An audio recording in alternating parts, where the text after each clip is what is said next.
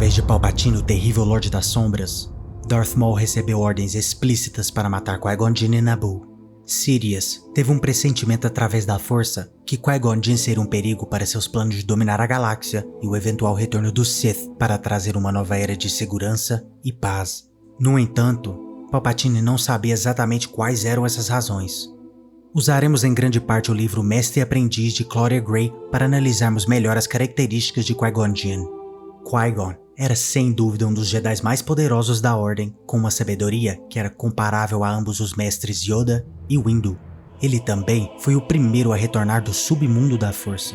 Qui-Gon era um Jedi que não era facilmente influenciável pelas regras do Conselho Jedi, e o mais importante, sentia dentro de seu coração que o Conselho estava começando a perder seu caminho e a sua conexão com a Força, pensando que a Ordem estava muito obcecada e envolvida com a política e a República. Para Qui-Gon Jinn, essa era a fraqueza dos Jedi. Exatamente essa fraqueza que foi explorada e aproveitada pelos Sith em seus planos para operar nas sombras sem ser detectado e atacar quando o inimigo menos esperasse. Qui-Gon Jinn, no entanto, procurou sempre seguir a Força e possivelmente teria sentido a armadilha sendo preparada para os Jedi muito antes de ser executada. Afinal, apenas Qui-Gon Jinn teve a percepção desde o início que Darth Maul era um Sith, apesar do resto do Conselho Jedi não acreditar. Como Mace Windu uma vez disse, eu não creio que os Sith possam ter voltado sem termos notado. O segundo motivo para os Sith se preocuparem com Qui-Gon Jinn é a profecia do escolhido. Nenhum outro Jedi dentro da Ordem conhecia a profecia tão bem quanto Qui-Gon Jinn.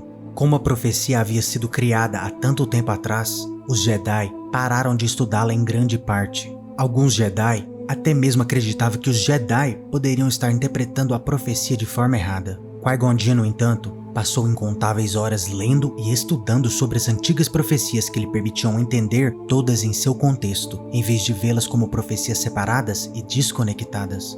Qui-Gon Jinn conhecia todos os detalhes da profecia do escolhido. Portanto, sabia bem que ela falava do sacrifício de muitos Jedi e a purificação dos erros e dos pecados da Ordem. Qui-Gon Jinn também conhecia bem a profecia do retorno dos Sith. Sem dúvida, com toda a sua sabedoria, Qui-Gon teria conectado essas duas profecias juntas, tendo a percepção de vê-las acontecendo durante sua própria vida. Isso nos leva à terceira razão pela qual os Sith tinham que se preocupar com Qui-Gon Jinn: a possibilidade de Qui-Gon ser escolhido como mentor de Anakin Skywalker. Qui-Gon acreditava profundamente que Anakin era o escolhido. Consequentemente, ele treinaria Anakin com o objetivo de fazê-lo conhecer essas profecias profundamente, especialmente as que se tratavam sobre ele. Qui-Gon teria as ensinado para servir como um aviso e um alerta para o jovem Padawan sobre o seu possível futuro, podendo eventualmente ter poupado Anakin de seu cruel destino sombrio. Com sua percepção avançada, Qui-Gon certamente sentiria a escuridão dentro do jovem Anakin. Ele teria sido capaz de ajudar melhor seu jovem Padawan a escolher a luz como uma ferramenta contra a escuridão, ao invés de ser instruído a ignorá-la completamente como a Ordem Jedi o ensinou. A quarta razão é que Qui-Gon teria sido um mestre forte adequado para Anakin, podendo até mesmo impedir a queda de Skywalker para o lado sombrio, devido às suas ações precipitadas causadas pelo seu amor por Padmé. Conhecido há poucos, Qui-Gon Jinn como Obi-Wan teve também sua própria história de um romance proibido em seu passado, mas eventualmente, Qui-Gon escolheu o caminho Jedi ao invés do amor. Apesar dos detalhes da história ainda serem um mistério, Qui-Gon Jinn sempre carregou consigo um diamante de fogo de Mustafar que ele ganhou de presente de sua amada.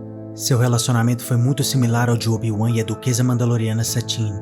Obi-Wan aprendeu sua lição, escolhendo a Ordem Jedi em vez de Satine em inúmeras ocasiões. No entanto, apesar de saber sobre o relacionamento de Anakin com Padmé, Obi-Wan optou por ignorá-lo. Na minha opinião, Qui-Gon não teria ignorado isso. Ele teria sido aberto e honesto com Anakin, falado com ele francamente sobre esse assunto e ajudado o jovem Skywalker a tomar a decisão que seria melhor para todos, seguir a vontade da Força e derrotar o lado sombrio. A quinta e última razão pela qual os Sith precisavam temer Qui-Gon Jinn era porque Qui-Gon não teria subestimado o Conde Dooku como os Jedi fizeram antes das Guerras Clônicas. Jinn certamente teria percebido o lado sombrio que estava florescendo dentro de Dooku muito antes do Mestre Yoda ter percebido o que Dooku estava planejando realizar. Consequentemente, através da precognição de Qui-Gon, grande parte da estratégia das Guerras Clônicas poderiam ter sido frustrada. O próprio Grande Mestre Yoda tentou usar a força para fazer isso, mas eventualmente falhou. Como Sidious nos revelou, nosso pequeno amigo verde estava cego por sua arrogância. Depois de vermos todas essas razões que os Sith tinham que temer Qui-Gon Jinn, podemos chegar à possível conclusão que a morte de Qui-Gon foi de fato a vontade da força. Se Qui-Gon Jinn tivesse sobrevivido e treinado o escolhido, evitando a queda da Ordem Jedi, o martírio de inúmeros Jedi e o eventual retorno dos Sith, a vontade da força teria sido impedida. O que você acha sobre isso?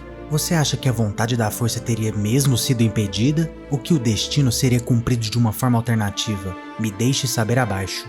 Use também sua percepção para fazer o que você já sabia que eu iria pedir: curtir e se inscrever. Caso contrário... Você está no conselho, mas não o consagramos mestre Jedi.